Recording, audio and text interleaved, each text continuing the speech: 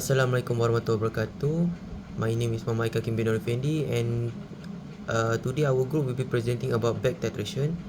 For my part, I will explain some of the main concept of the back titration, while the rest will be explained by my other group members. So, what is back titration? Back titration, also known as reverse titration or indirect titration, is a widely used analytical technique in chemistry to determine the concentration of an analyte by reacting it with a known amount of excess reagent, which then the remaining excess reagent is titrated with second reagent. The result of second titration will show how much the first titration used excess reagent, which allowing the original analyte concentration to be calculated. In addition, back titration is not opposite to direct titration, and actually an alternative method to direct titration when it is not suitable. That's it from me. Why or when usually we need to use back titration? So the first one is when the reactions are too slow. So with back titration, it will allow the reaction to go complete.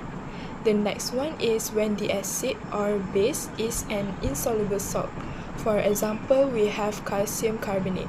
So in back titration, it will reacting the salt with a known excess reagent in a solution. And finally, we need to use back titration when the endpoint of the direct titration is difficult to determine. So by using back titration, it will provide the result more accurate by titrating it with excess and also using a more suitable indicator. How is back titration used in industry? Back titration is a widely used analytical technique in many industries, especially in pharmaceutical, food, and chemical manufacturing, where it is used to determine the amount of active impurities or contaminants in a sample. So, in the pharmaceutical industry, back titration can be used to determine the purity and concentration of drugs such as aspirin, which is often produced in impure form. It can also be used to determine the bioavailability of a drug in a sample. In the food industry, back titration can be used to determine the amount of nutrients such as the vitamin C in a sample or the amount of acid in the food product such as vinegar. In the chemical manufacturing industry, back titration can be used to determine the purity and concentration of reactant or product in a chemical reaction or the amount of acid or base in a waste product. So in this method, it's so efficient when the endpoint of the reverse titration is easier to recognize than the endpoint of the typical titration.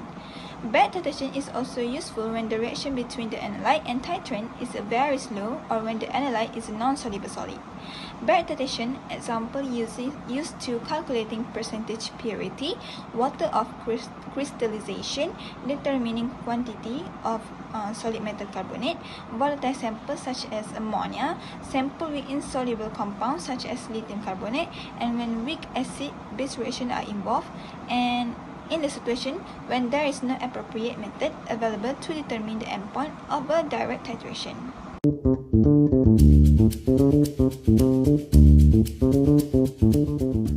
For the calculation, the question is, in pharmaceuticals, calcium carbonate is commonly used in antacid tablets to treat heartburn and indigestion.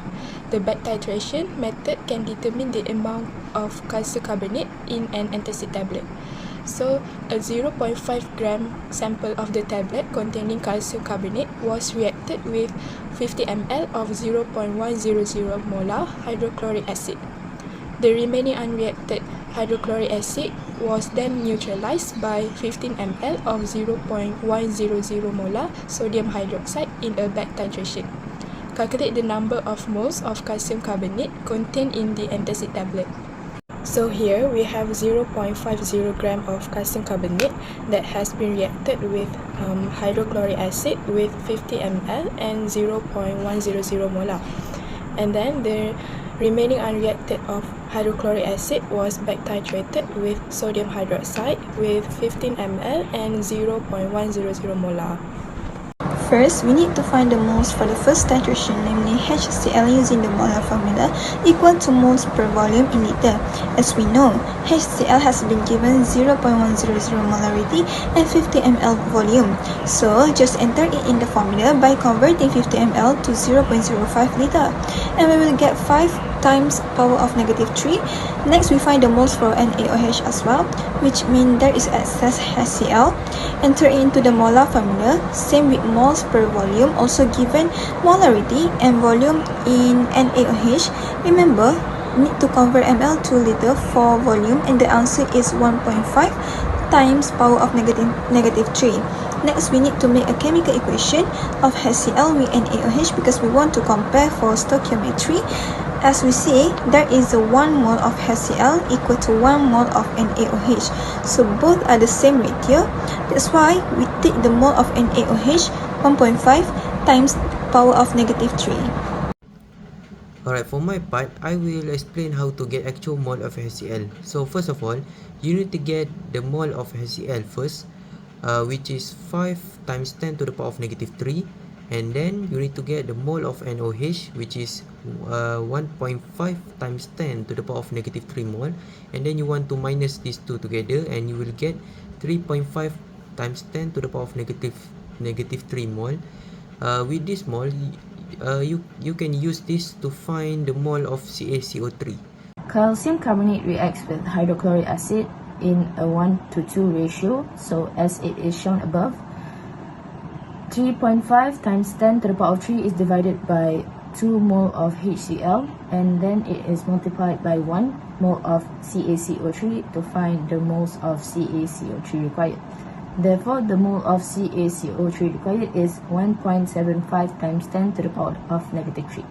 Back titration is a valuable analytical technique used when a direct titration is impractical due to slow reactions, insoluble analytes like solid salts, or when the endpoint is hard to detect accurately.